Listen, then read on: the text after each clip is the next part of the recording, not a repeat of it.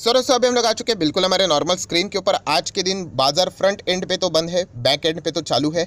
और कंपनी के दो, अगर मतलब बहुत सारे कंपनी के नंबर्स है, बट दो कंपनी के, बड़े कंपनी के नंबर्स अभी फिलहाल हम लोग को देखने को मिल रहे हैं। उसमें से एक कंपनी है एफएल इंडिया एंड दूसरी कंपनी की अगर मैं बात करूं वो है एवेन्यू सुपरमार्ट डीमार्ट। सो ये दोनों कंपनी के ऊपर अलग अलग वीडियो बनाने से अच्छा एक ही वीडियो में सारी चीज़ें मैं कवर करूंगा। कोई शॉर्टकट नहीं, जो इंपॉर्टेंट पॉइंट्स है सारी पॉइंट्स यहाँ पे कवर किए जाएंगे, राइट। एंड जैसे मैं हमेशा कहता हूँ कि हमारा जो थॉट प्रोसेस रहता है कि नंबर्स पढ़ने से पहले वो भी आप लोगों का क्लियर रहना चाहिए। तो चलिए सबसे पहले हम लोग स्टार्ट कर लेते हैं एफएल इंडिया के नंबर्स कैसे रहे वो देख लेते हैं, उसके बाद डीमार्ट के नंबर कैसे रहे वो देख लेते हैं।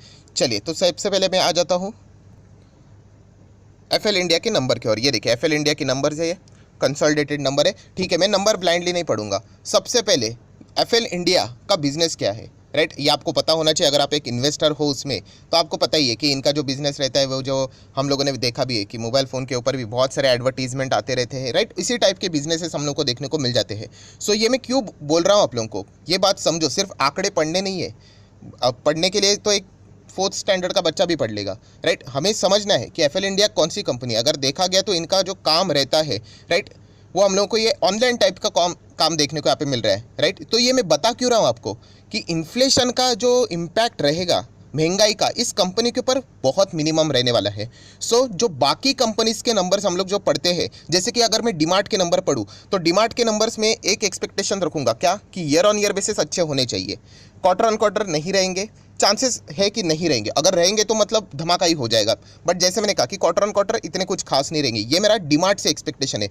एफएल इंडिया की मैं बात करूँ दोस्तों तो ईयर ऑन ईयर अच्छे होने चाहिए, प्लस क्वार्टरली भी मार्जिनली थोड़ा सा अच्छा होना ही चाहिए। क्यों? क्योंकि जैसे मैंने कहा कि ये कंपनी को इन्फ्लेशन का इतना झटका नहीं लगेगा जितना बाकी लोग झेल रहे हैं।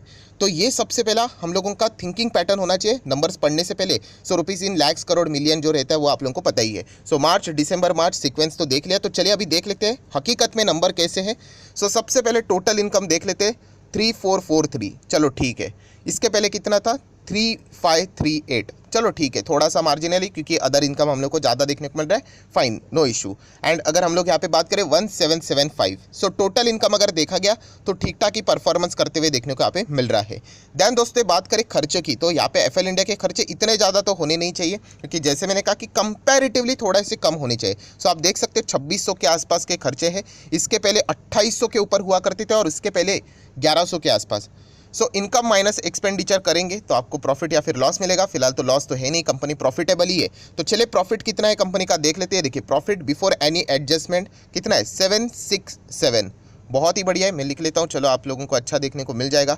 इसके पहले कितना था 703 और उसके पहले कितना था 639। तो देखिए ईयर ऑन ईयर बेसिस 639 कितना हो गया 767, बहुत बढ़िया बात है। और 703 कितना हो गया 767, मार्जिनली थोड़ा सा जंप है। तो यही मैं एक्सपेक्ट कर रहा था, एटलीस्ट इतने तो नंबर होने चाहिए। अगर ये 703 से कम होता ना अभी के नंबर तो पर्सनली मुझे ये नंबर अच्छे नहीं लगते, क्योंकि जैसे मैंने कहा कि ये जो इन्फ्लेशन वाली जो बातें देखने को मिल रही है, एक्सपेंसेस की जो बातें देखने को मिल रही है, राइट, ये सारी चीज़ें बाकी बिजनेसेस के लिए ठीक है, इनके लिए थोड़ा सा हम लोग स्ट्रिक्ट ही रूल फॉलो करेंगे, खास करके IT कंपनीज या ऑनलाइन बिजनेस करने वाली कंपनीज के लिए। सो आप देख सकते हैं दोस्तों कंपनी के ईयरली एंड क्वार्टरली दोनों में हम लोग को अच्छी जंप देखने को मिल रही है। अभी इसके बाद छोटे छोटे एडजस्टमेंट रहेंगे, आप देख सकते हैं यहाँ पे। इससे चलते 767 का प्रॉफिट देख सकते हैं, 762 हो गया, चलो इतना हम लोग पकड़ लेते हैं। फिर उसके बाद आपको टैक्स देना पड़ेगा यहाँ पे, एंड टैक्स के एडजस्टमेंट के बाद ये देखिए फाइनल कितना है प्रॉफिट, चलो वो भी मैं पढ़ लेता हूँ। 686, उसके पहले 622 और उसके पहले 586, तो इजीली कंपेरेबल है। 586 बिकम 686, 622 बिकम्स 686। सो क्वार्टरली ईयरली दोनों में हम लोग को अच्छी जंप देखने को मिल रही है। एटलीस्ट मैं तो ये इतना एक्सपेक्ट कर रहा था। अब बाजार की उम्मीदें अलग कुछ हो सकती है, बाजार ओवर एक्सपेक्टेशन लेके चल सकता है। 686 नहीं, हमें 700 प्लस चाहिए था, तो हो सकती है प्रॉफिट बुकिंग। बट अगर हम लोग लॉन्ग टर्म के हिसाब से बात करें तो कंपनी फिलहाल सही ट्रैक पे ही जा रही है। इतना मैं अपने एनालिसिस के ऊपर से ये बात यहाँ पे बोल सकता हूँ। बेसिक EPS की बात करें तो 5.18, 4.69, 4.60।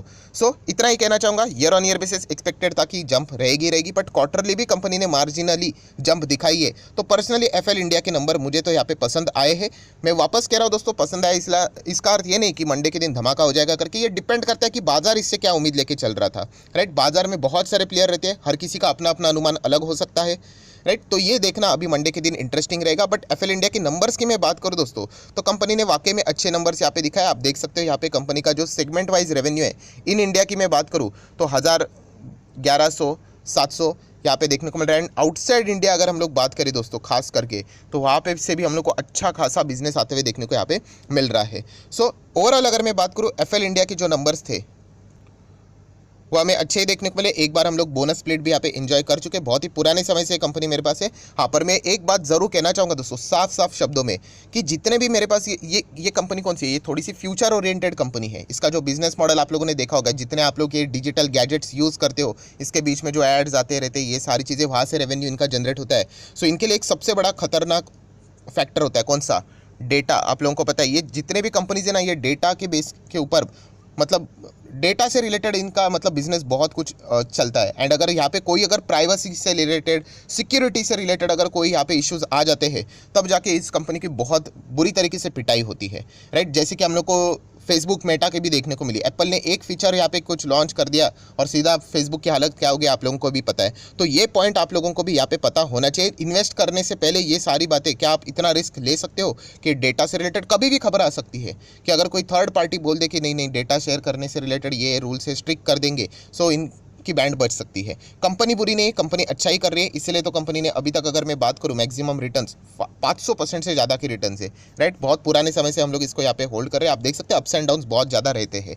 सो एफएल इंडिया की अगर मैं बात करूँ दोस्तों, नंबर्स तो अच्छे ही है। अभी बाजार को कैसे लगे मंडे के दिन पता चल जाएगा। चलो आ जाते हैं नेक्स्ट कंपनी के ऊपर, एवेन्यू सुपरमार्ट डीमार्ट। ये भी हमारे पास है, बहुत ही कमाल की कंपनी। 600 रुपये से हम लोग इसको यहाँ पे देख रहे हैं। उसके बाद 6000 पे गया था, फिर वापस अभी 3000 के आसपास। ये अप्स एंड डाउन्स चलते रहते, कोविड में भी नीचे आया था। तो चलिए एवेन्यू सुपरमार्ट की अगर मैं बात करूं दोस्तों, तो यहाँ पे हम कह सकते हैं कि ईयरली नंबर तो अच्छे होने ही चाहिए। क्वार्टरली हम लोग कह सकते हैं कि थोड़ा सा खराब परफॉर्मेंस हो सकता है। महंगाई प्लस रेवेन्यू इनकम से ही मतलब प्रॉब्लम शुरू भी यहाँ पे हो सकता है, कम खरीदारी हो सकती है। तो चलिए देख लेते हैं कि नंबर कैसे रहे।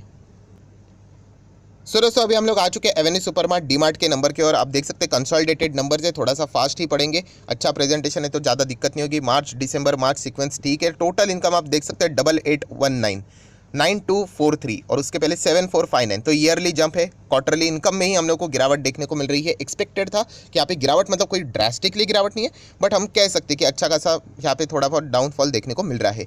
एक्सपेंस 8210 8493 6916। सो ठीक है, इनकम माइनस एक्सपेंसेस। प्रॉफिट की बात होगी क्योंकि कंपनी प्रॉफिटेबल है। तो कितने का प्रॉफिट है दोस्तों, 608। इसके पहले 750 और उसके पहले 543। सो हम लोग कह सकते हैं, जैसे मैंने आप लोगों को बताया था कि ईयरली में एक्सपेक्ट कर रहा था कि अच्छे नंबर्स होने चाहिए।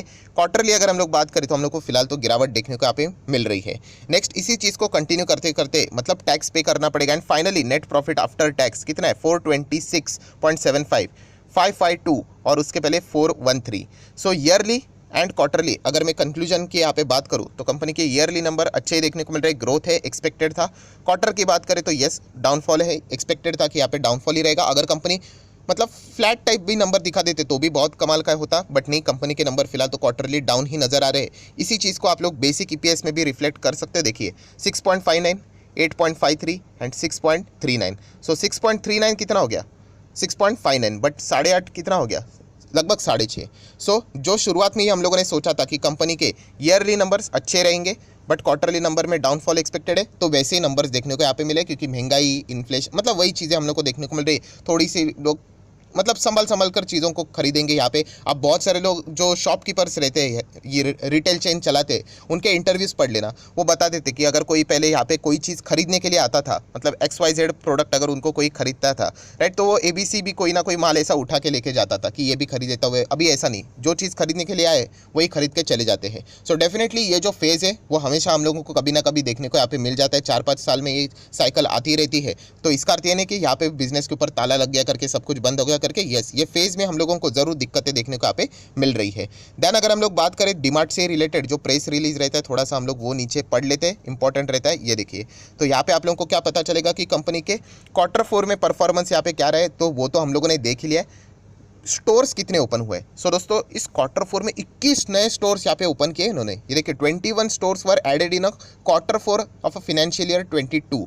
बहुत ही मैसिव ग्रोथ देखने को मिल रही है। और पूरे फाइनेंशियल ईयर 22 की बात करें जिसमें चारों क्वार्टर्स आ जाते हैं, कुल मिला के 50 स्टोर्स इन्होंने यहाँ पे ऐड किए हैं। सो बहुत ही ज़्यादा रैपिडली हम लोग को डिमांड बढ़ते हुए देखने को यहाँ पे मिल रहा है। If I am not wrong, शायद से पेज नंबर 30 के ऊपर अगर आप जाओगे तो यहाँ पे उन्होंने पूरी हिस्ट्री दी है कि ये देखिए कैसे स्टोर्स उन्होंने यहाँ पे ईयरली बेसिस के ऊपर यहाँ पे ऐड किए हैं। तो ये सारी चीज़ें पढ़नी चाहिए, ऐसा नहीं कि सिर्फ पैसा लगा दिया। तो year wise store addition financial year 21 में 131 स्टोर हो गए, उस वक्त 21 ऐड किए, फिर 24 ऐड करके 155 हो गए।